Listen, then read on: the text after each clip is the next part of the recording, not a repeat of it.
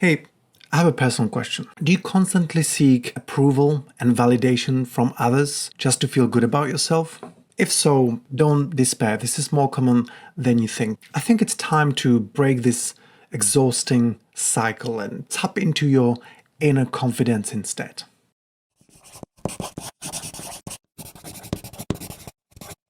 Hey, welcome back to my confidence series. This is Tomas from okisnotenough.com with the confidence tip number 46. Make your self-worth independent from others. Look, we all enjoy positive feedback, but sometimes people become truly dependent on the constant validation and recognition from others, unable to feel valuable without this external praise. And when this approval stops, their confidence shatters. And this leaves them stuck in the endless cycle of seeking more and more compliments, trying to fill up that void. But no amount of external validation can build a solid and lasting self-confidence if your core self-worth is shaky. Because true self-confidence comes from within. So how can you build this inner self-worth, self-confidence, or self-assurance and silence this craving for external validation from others? Well, you can change all this with a simple practice. Start by regularly writing down and listing your strengths, unique talents and values, successes and accomplishments.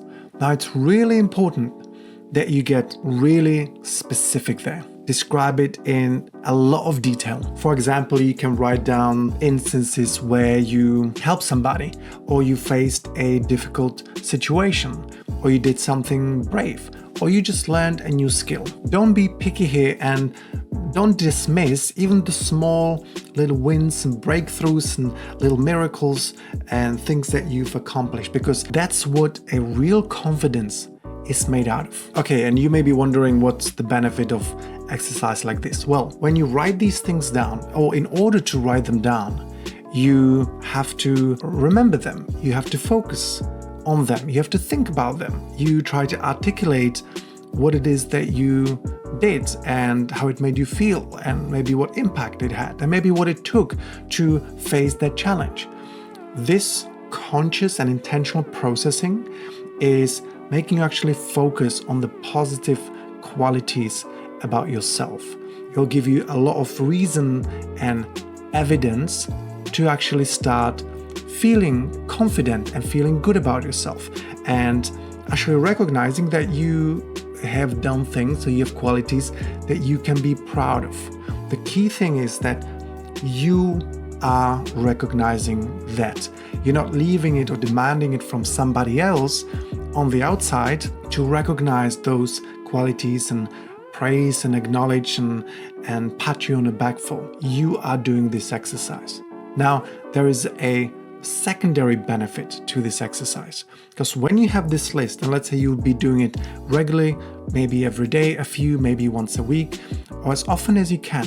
Now, over time, you will start compiling all those different accomplishments, skills and qualities, and you'll have a long list of good things about yourself. And where this list becomes really valuable is that you can go back to it. You can reread the list anytime you start doubting yourself, when you need a little confidence or self-worth boost. Let your own positive track record sink in and affect you positively. This builds self-belief. This builds self-confidence. Now, another key is learning to enjoy positive feedback without clinging to it. Don't let compliments become a drug that you constantly chase. Enjoy praise when you get it, but don't overdose on it. Instead, pay more attention to how you feel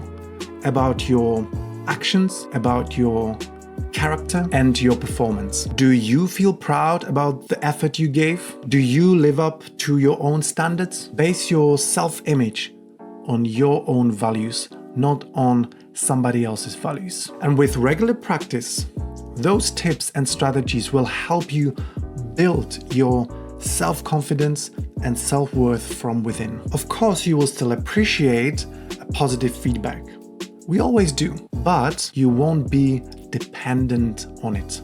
It won't make you or break you. So lift yourself up, celebrate your uniqueness, and embrace your perfectly imperfect self every step of the way. The more you believe in you, the less you will depend on the external approval and validation. And look, independence takes work, especially emotional and confidence independence.